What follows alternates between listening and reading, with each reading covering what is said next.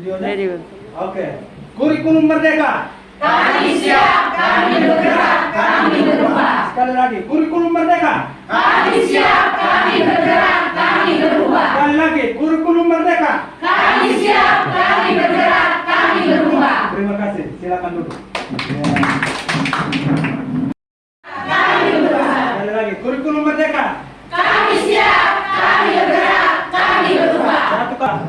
Lanjut. Kita ice breaking dulu. Kita ice breaking. Coba semua berhadapan, cari teman, pasangan. Ada yang berhadapan enggak? Coba. Berhadapan. Yang penting cari teman. Oke.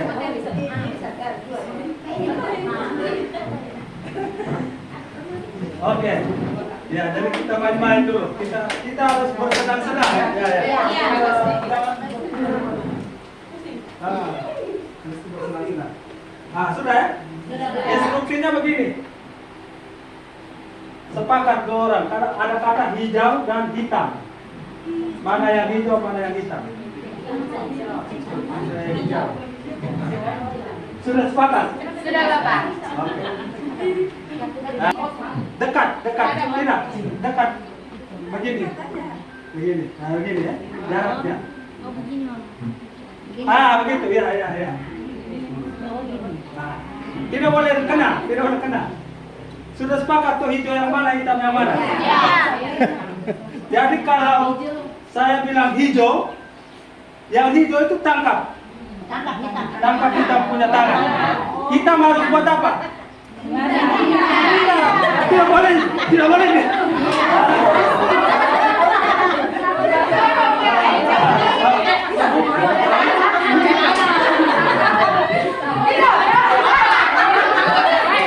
Uji konsentrasi tentang asal. Jadi kalau saya bilang hitam, maka hitam tangkap hijau. Hijau harus meninggal. Tangkap hijau tangkap hitam. Hitam harus meninggal. Kalau tidak ingat, maka ditangkap. Itu kalah.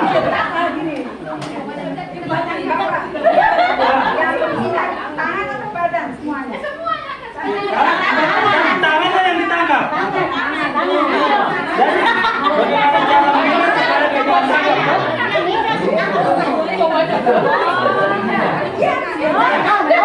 Oke, ada yang ready? Bapak, kalau bilang hijau, saya tangkap hijau. Hitam. Mama hijau atau Saya hitam. Oh tidak, kalau hijau maka hijau yang tangkap Hitam hitam. saya. Oh begitu. Iya. Kalau saya bilang hitam, maka hitam yang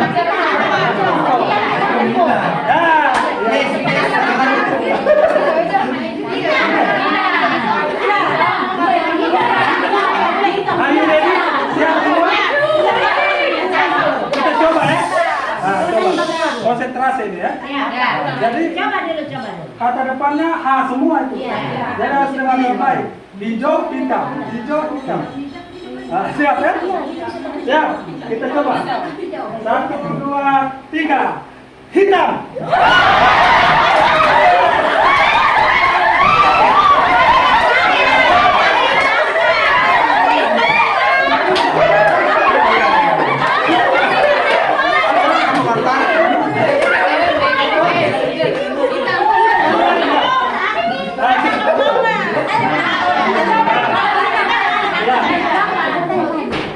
Siap ya? Ingat. Bapak Ibu punya hijau atau hitam itu konsentrasinya di situ. Oke. Siap. Semua siap. Ayo, siap. 1. Nomor 2. Oh. Oke, siap. Siap. 1, 2, 3. Siap ya? Hitam.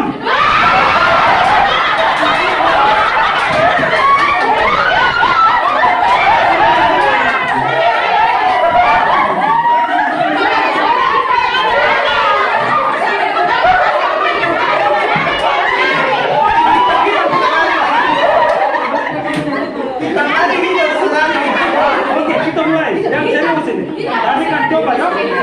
Ini nanti cepat-cepat ini. Siap.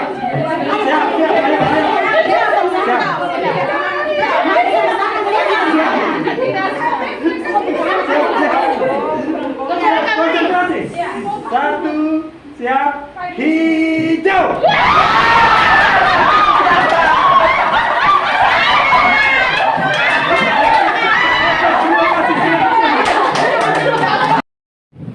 Nanti ada 7 tema.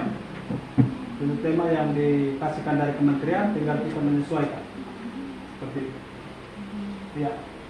Pelajar Pancasila akan mempunyai kesempatan untuk mempelajari 7 tema, yaitu gaya hidup berkelanjutan. Jenjang SD 3 tema untuk SMP dan SMA. Jadi kita karena satu atap bisa dipadukan. Karena ada tema yang bisa dilakukan oleh SD sampai SMA. Jadi kita satu atap bisa satukan. Ada yang hanya dilakukan oleh SMP dan SMA. Contoh, di SLB itu kewirausahaan hanya ada di SMP dan SMA. Karena di vokasi ini. Kalau gaya hidup berkelanjutan bisa dari SD sampai SMA. Karena itu kita memelihara lingkungan, pungut sampah, tanam pohon, itu bisa. Seperti itu. Ya, jadi nanti kita pilih. Kalau di SLB mungkin kita bukan hilangkan, tapi kita untuk sementara tiadakan suara demokrasi. Karena kita kan yang kebekerjaan yang di SMK. Jadi itu kita bisa pilih 5 tema. Ya. Proyek penguatan produk Pancasila adalah pembelajaran lintas disiplin ilmu. Ya. Dalam mengamati dan memikirkan solusi terhadap permasalahan lingkungan sekitar dan menguatkan berbagai kompetensi dan profil pelajar Pancasila. Perlu saya tekankan di sini bahwa P5 itu dia bukan menghasilkan produk. Jangan sampai banyak. Waktu kami baru tahun pertama kami punya pemikiran juga begitu. Karena namanya proyek, maka dia harus akhirnya produk tidak. Kenapa tidak? Karena anak-anak saat kita bersama dengan mereka dalam proyek itu kita menilai prosesnya. Proses dia yang dari 6 profil pelajar Pancasila itu. Apakah ada nilai gotong royongnya, kreativitasnya, kemandiriannya, aja itu. Kalau memang ada yang sampai menghasilkan produk, oke, syukur, tidak apa-apa. Tapi kalau tidak perlu. Misalnya kewirausahaan, kalau dia sepanjang itu dia hanya menghasilkan tidak sampai selesai, tidak apa-apa. Tidak apa-apa. Nanti dia bisa lanjutkan di vokasinya. Tidak apa-apa. Yang paling penting kan Bapak Ibu nanti menilai prosesnya. Kerjasamanya dia seperti apa dengan teman lain. Jadi bukan dia menghasilkan produk. Sehingga banyak aspek termasuk karakternya juga kita nilai semua di dalam berdasarkan dimensi 6 profil pelajar Pancasila. Pelajar Pancasila adalah pembelajaran lintas disiplin ilmu, mengamati, memikirkan solusi terhadap permasalahan lingkungan sekitar untuk menguatkan berbagai kompetensi dalam proyek profil pelajar Pancasila. Kalau kami di Kota Raja, kami ambil tema yang pertama itu gaya hidup berkelanjutan. Sehingga itu tema diterapkan dari SD sampai SMA. Nah, itu kami menanam macam saya bilang tadi. Kepala bilang tanam-tanam di bahan itu masuk dalam P5. Kami kemarin pakai polybag. Jadi beli polybag, anak-anak SD itu kan senang sekali main tanam. Nah, jadi dikasih tanah disiapkan segala macam, gurunya arahkan, habis itu sudah kita amati mereka berinteraksi, mereka ambil tanah, senang mereka. Nah, itu yang namanya proyek pelajar Pancasila. Hal kecil tetapi membuat dia sangat senang. Dia gotong royong dengan temannya sama-sama, dan nanti bibitnya disiapkan, dia rawat itu sampai jadi. Ya, kalau menurut orang di luar atau di reguler, wah itu biasa kan. Kita di SLB sangat bermakna. Jadi banyak hal yang Bapak Ibu sudah lakukan di sini. Hanya karena sistemnya belum masuk ya. Kalau sudah masuk banyak saya lihat. Oke. Ya. Jadi seperti itu. Jadi tidak harus menghasilkan produk. Kalau memang sampai ada produk, ya syukur. Bahkan kami di sana tanam sayur, akhirnya panen untuk ada yang dijual, lalu ada yang kita makan bersama. Karena kami di sana sekolah piloting sekolah sehat, yang tiap hari Jumat harus sarapan sama-sama. Anak-anak bawa nasi, tapi sekolah juga sayur dari sayurnya kami kita buat di boga lalu bagi. Lalu pisang-pisang yang ada di sekolah itu juga kami potong untuk jadi buah. Ketika sarapan dibagi di anak-anak. Nah, jadi seperti itu. Ya, jadi itu hal-hal yang berkaitan dengan AN. Ini prinsip, ya prinsip proyek penguatan profil pelajar Pancasila. Holistik. Holistik itu apa Bapak Ibu? Ada yang tahu? Secara utuh. Holistik mempunyai makna memandang sesuatu secara utuh dan menyeluruh, tidak parsial. Simultan ya? Tidak satu-satu, terpisah atau terpisah-pisah. Itu prinsip proyek ya. Proyek. Lalu yang kedua, tanam pohon, tanam sayur, siram sayur. Jangan dia hanya lihat di video atau dikasih tunjuk di kelas saja, tapi di luar ini sebagai bahan utama pembelajaran ya. Kalau dulu bilang pembelajaran kontekstual kan, anak-anak dibawa keluar lihat bunga atau kupu-kupu, maka bawa dia lihat langsung. Atau ikan di kolam ikan atau apa, bawa dia kontekstual.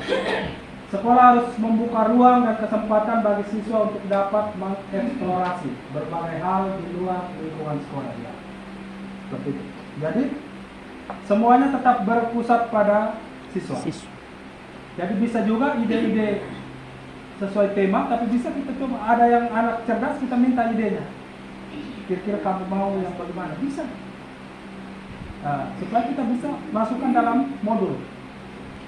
Seperti itu. Jadi tidak harus semua itu keluar dari guru. Tetapi anak yang kita anggap dia bisa memberikan masukan mengenai itu, kita tanya dia.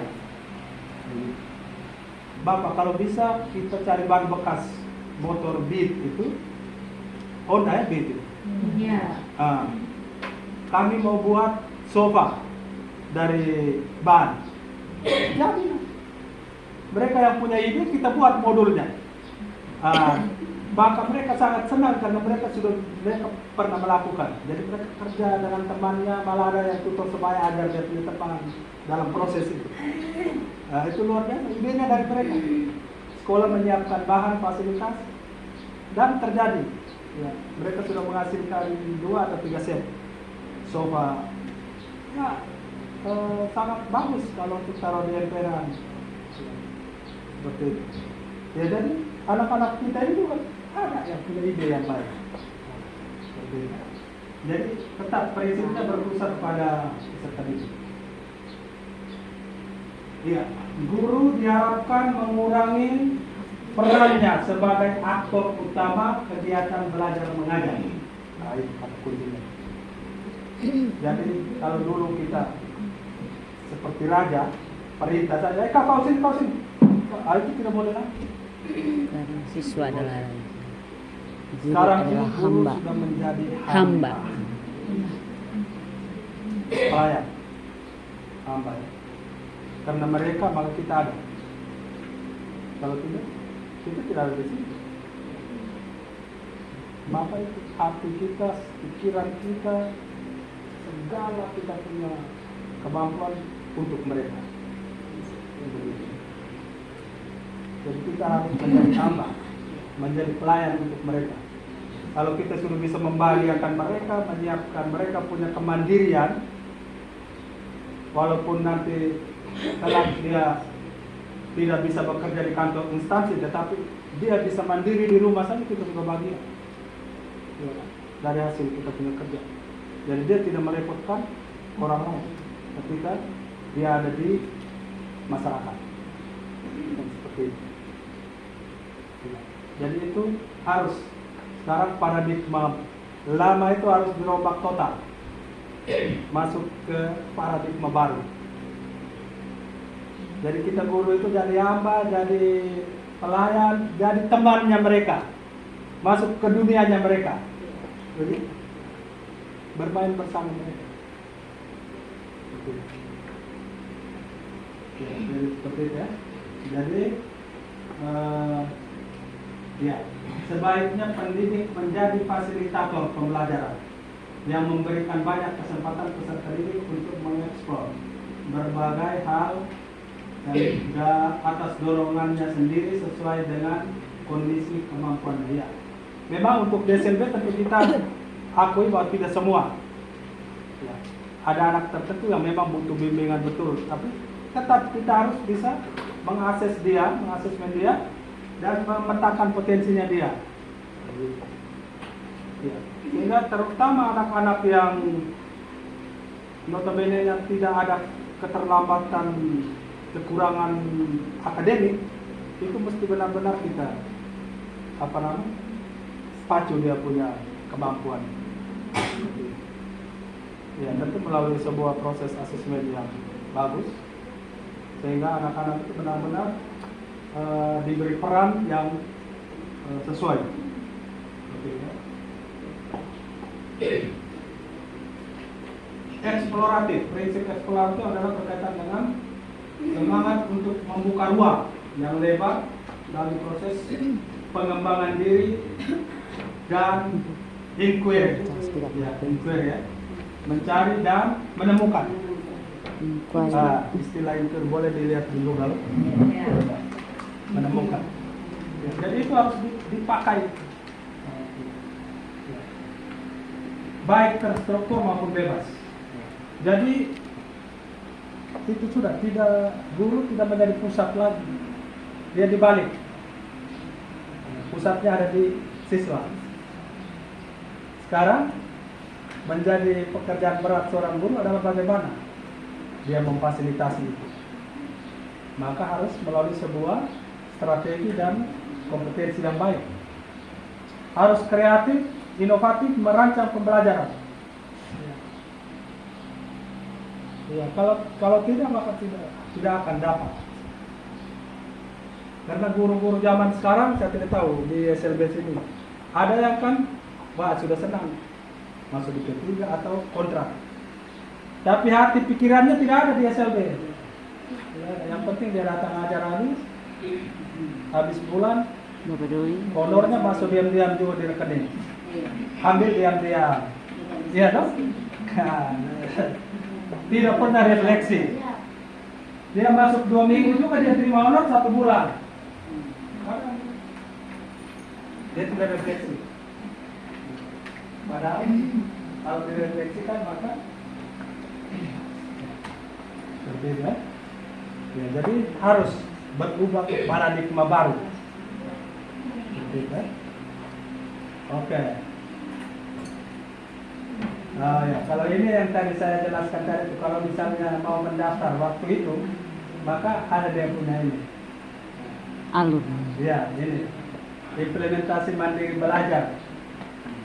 Kepala sekolah dan guru menerapkan konsep atau prinsip kurikulum merdeka dengan tetap menggunakan kurikulum 13. Kalau waktu itu 2022 kalau daftar mandiri belajar, maka Bapak Ibu sudah mulai waktu itu dengan kurikulum merdeka walaupun masih belajar, dan kurikulum 13 masih tetap ada. Tapi kan tidak dilakukan. Lalu jalur mandiri berubah. Nah, kalau mandiri berubah ini dalam implementasi kurikulum merdeka, mandiri berubah, kepala sekolah dan guru mulai tahun ajaran 2022-2023 menerapkan kurikulum merdeka dengan menggunakan perangkat ajar yang disediakan. Kalau pilih ini malah lebih bagus lagi, karena perangkat di PMN sudah ada. Tapi tidak juga toh? Tidak juga. Malah satu lagi ini yang tingkatnya lebih tinggi. Mandiri berbagi. Kalau mandiri berbagi, maka kita harus bisa bagi itu teman lain yang belum melaksanakan. Jadi di sini mandiri berbagi, kepala sekolah dan guru dan atau tahun ajaran 2022-2023 menerapkan kurikulum merdeka dengan melakukan pembelajaran sendiri, berbagi perangkat ajar pada satuan pendidikan PAUD dan seterusnya. Jadi itu sudah bisa menggunakan kurikulum merdeka, itu mandiri berbagi. Tapi tiga-tiga ini kan tidak dilakukan toh. Maka kali ini baru kita kali ini disosialisasikan, maka ingat yel-yel tadi itu. Kami siap, kami bergerak. Tahun ajaran bulan depan ini sudah harus jalan kurikulum merdeka.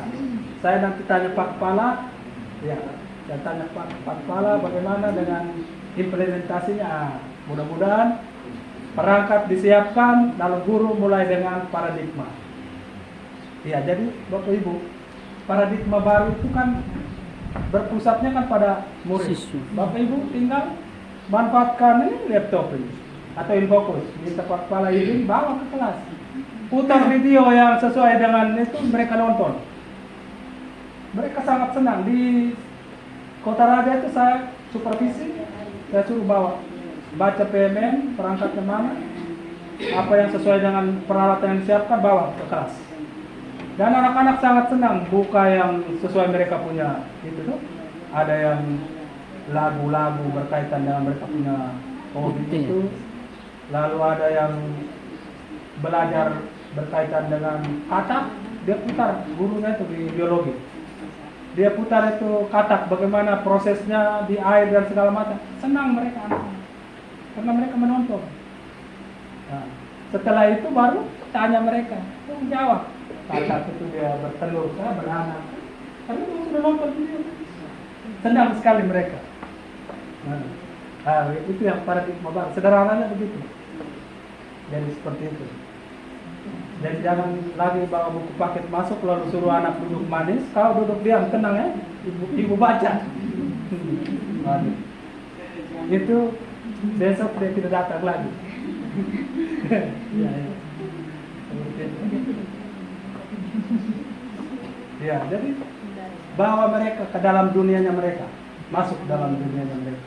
Serta didiskusi dengan Mama Tukan ini senior guru yang lama di sini dan punya pengalaman luar biasa. Pengalaman itu bisa di-sharingkan ke Bapak Ibu, diadopsi, dibuat dalam kurikulum merdeka. Bisa. ATM. Tadi Mama bilang, saya punya anak mampu latih. Betul. Kalau anak tunagrahita yang mampu latih yang berat itu tidak bisa paksa dia di akademi. Mau jungkir balik coba dia tanya sekarang. 1 menit lagi tanya, dia tidak ingat lagi. Coba, itu kalau mau paksa akademiknya kemana? Sekarang lihat dia punya skill. Dia bisa apa life skillnya? Apakah dia bisa tanam ini? Apakah dia bisa? Begitu. Seperti itu tadi? Ya. Ya, jadi semangat kita menjadi daksa atau rungu susun 1. Begitu juga di SMA. Atau bagaimana, Bapak Ibu? Yang terbaik, Ibu Teres. Bapak, kalau menurut saya kalau boleh SD yang kalau tadi Bapak jelaskan itu kan kalau tunagrahita dengan itu hampir sama dengan hampir sama dia punya ini kurikulum modul ajarnya. Oh, ya. Sedangkan untuk tuna yang tidak mengalami keterlambatan kognitif Bapak, intelektual, itu bisa 1 Bapak. Karena dia model RPP saya pikir hampir sama, itu kurang lebih hampir sama. Kalau begitu nanti kita bagi, mungkin fokus ke tidak ada hambatan akademiknya. Hambatan akademik. Hambatan akademik itu kan di rungu dan netra ya. Iya. Jadi mungkin itu bisa Mereka bisa gabung. susun itu. Lalu nanti grahita ada juga, audis ada juga. Iya. Begitu. Jadi coba bisa dibagi sekarang. Atau mau diskusi dulu boleh, masih ada waktu. Apa yang saya paparkan tadi supaya kita sama-sama diskusi. Kalau saya tidak bisa jawab, Iya. teman lain yang bisa jawab, jangan pikir saya ini hebat, tidak. Iya. Saya justru tidak tahu sama sekali, tidak tahu. Justru kita sharing. Ya. Seperti itu. Supaya setelah itu langsung bagi, habis makan, kita langsung. Jadi nanti di kelompok itu ada ketua kelompoknya. Tinggal saja sepakat siapa yang presentasi nanti. Presentasi, kita harus bisa akhir presentasinya hari ini. Yang pakai susun. Jadi nanti kita lihat kalau bisa susunnya dari CP-nya ke ATP dan ke modul. Kalau tidak kita potong kompas langsung modul. Karena di dalam modul itu ada juga. Iya. Sudah ada CP-nya. Semua sudah ada. Ada. Nah, nanti ada saya kasih yang lengkap. Yang sudah dari ATP-nya, CP-nya, analisisnya sampai ke modul ajarnya ada.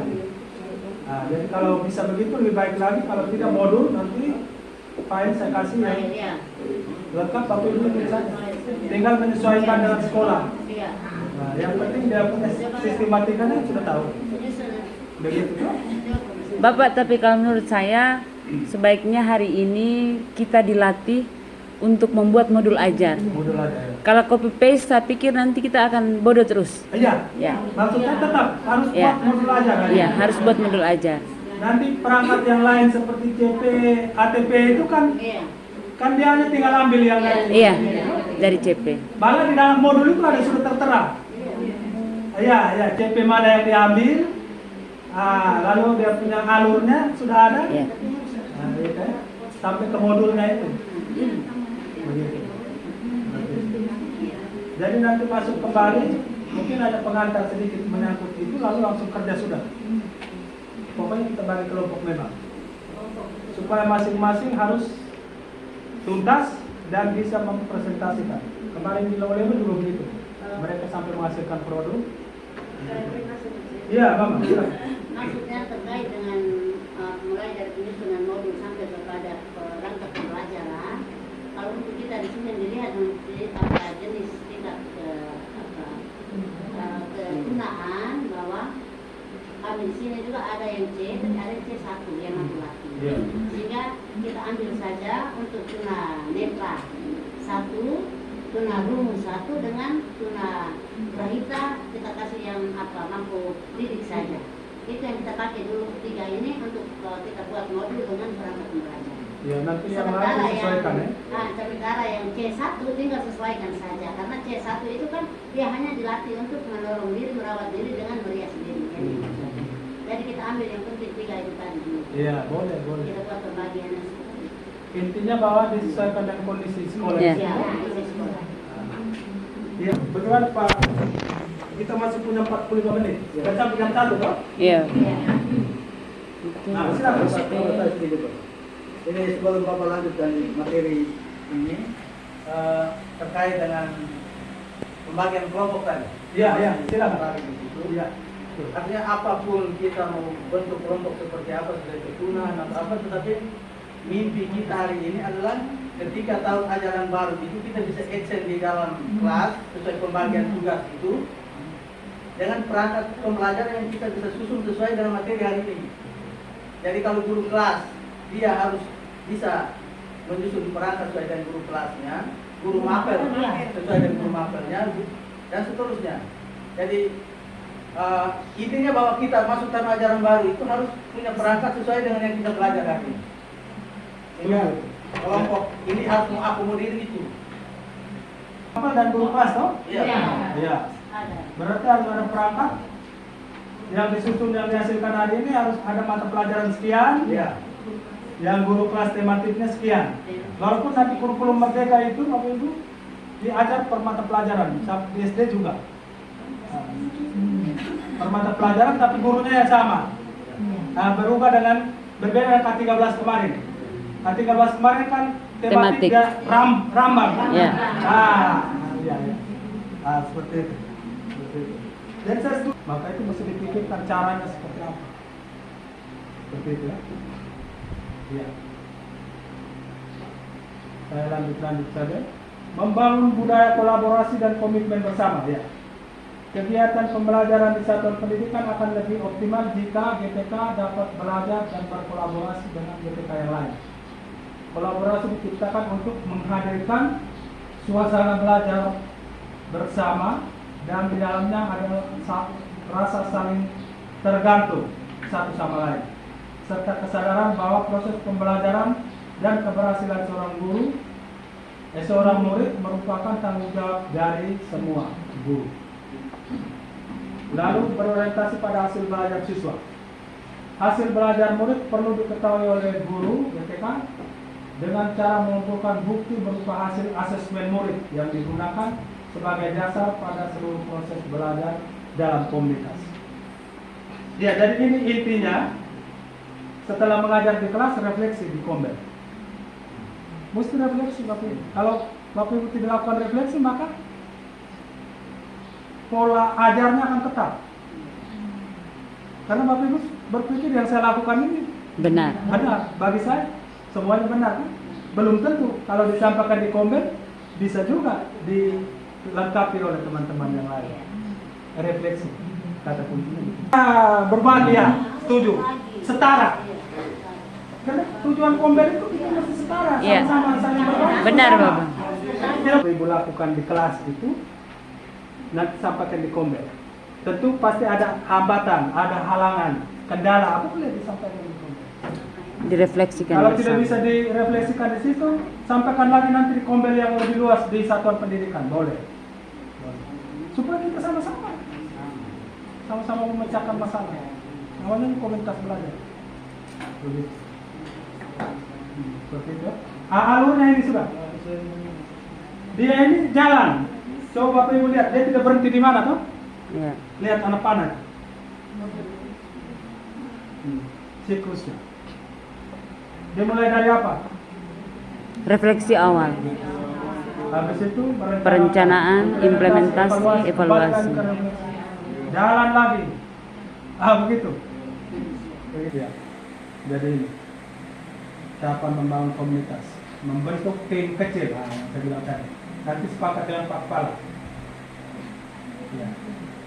Jadi bisa tim yang mana? Tentu Pak Kepala sekolah yang tahu guru mana yang bisa menggerakkan guru yang lain. Karena kita ini bisa ada yang punya kapasitas leader, ada yang belum sampai ke situ. Nah, jadi tinggal itu Pak Kepala punya kewenangan, tentu dengan wakil-wakil yang ada, lalu membentuk.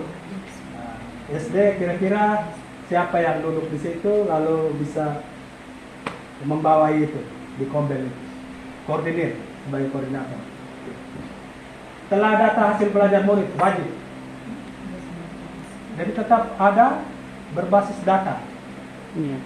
Bapak Ibu punya pengalaman data di kelas itu harus direfleksikan di Kombel mengenai pencapaian anak, tujuannya dia sudah capai atau belum, dia punya karakter seperti ini dan lain-lain, itu harus bisa direfleksikan di Kombel, dibagikan seperti itu ya. Ya, dari hasil belajar murid. Kepala sekolah bersama tim melakukan telaah dan hasil belajar murid dengan mencermati dan merefleksikan rapor pendidikan. Nah, ini juga dalam Kombel ini bisa dibahas ini. Nanti dengan Pak Kepala tayangkan bisa dalam Kombel yang besar satuan pendidikan. Tayangkan rapornya, lihat sudah merahnya di mana, kuningnya ada di mana. Itu bisa dijadikan refleksi juga dalam komunitas belajar. Benar. Benahi. Benahi perencanaan, benahi implementasi. Begitu. Kalau Bapak Ibu di sini rapornya belum keluar, dilatih matematikanya saja. Nah, sehingga setelah dia sudah mampu, kami kembalikan ke sekolah asal. Itu dari awal-awal kami di sini. Sementara yang ini juga ada lagi yang beberapa tahun lalu juga sudah dari Alnara. Terus ini juga sudah di satunya Onel SD juga 4. Terus ini juga mau rekomendasi lagi satu, yaitu anak Patricia. Itu karena kita melihat dengan kemampuannya, apabila kalau dia bergabung dengan teman-temannya yang itu juga dia jadi bosan. Sehingga kami sudah merekomendasikan beberapa anak yang sekarang itu ada yang sudah kuliah. Sudah kuliah. Ada bangun sekolah inklusi, no? Dulu kami dengan Tujuannya begitu. Impres. Supaya anak-anak yang domisilinya jauh dari SLB dia bisa bersekolah di Iya. sekolah inklusi. Kita menjadi guru dedikasi. Ya, waktu itu siapa yang tahu? Tekan-tekan dulu, kita paksa harus beli laptop waktu itu untuk belajar karena harus presentasi di depan penguji profesor di hotel site waktu itu Jakarta. Tapi itulah awal dari komitmen dan kemauan saya sehingga saya bisa sampai di situ. Makanya kembali lagi tergantung dari pribadi, mau atau tidak gitu. Jadi ini yang muda-muda saya lihat ini luar biasa. Kebanyakan nona-nona semua ya, ibu-ibu. Semangat. Mudah-mudahan tahun depan saya dengar info dari Pak Kepala atau penggantinya Bapak Johan di sini. Oh, sudah ada guru penggerak 2 di SLB Weri dan di Duliona. Wah, luar biasa. Karena kamu itu nanti menjadi penggerak. Pemimpin pembelajaran. Jadi, ya, pemimpin pembelajaran. Harus. Betul. Jam 1.15 bel bunyi, evaluasi, langsung apel siap. Lalu jam 1.45 pulang sesuai aturan. Dan itu sudah diterapkan selama saya 4 tahun di Kota Raja sudah. Jadi sudah mindset dan Nanti yang di bawah TP disusun selalu dari ATP di situ ya. Dari ATP modul aja. Dari ATP jadi modul aja. Hore. Jadi ATP ini nanti Bapak Ibu yang Ya, belajar TP disusun itu semua asal ada 2 itu tulis. boleh. Oke, kita mulai. Ya. KIKD dilebur jadi apa? CP. TP dianalisis jadi apa? TP.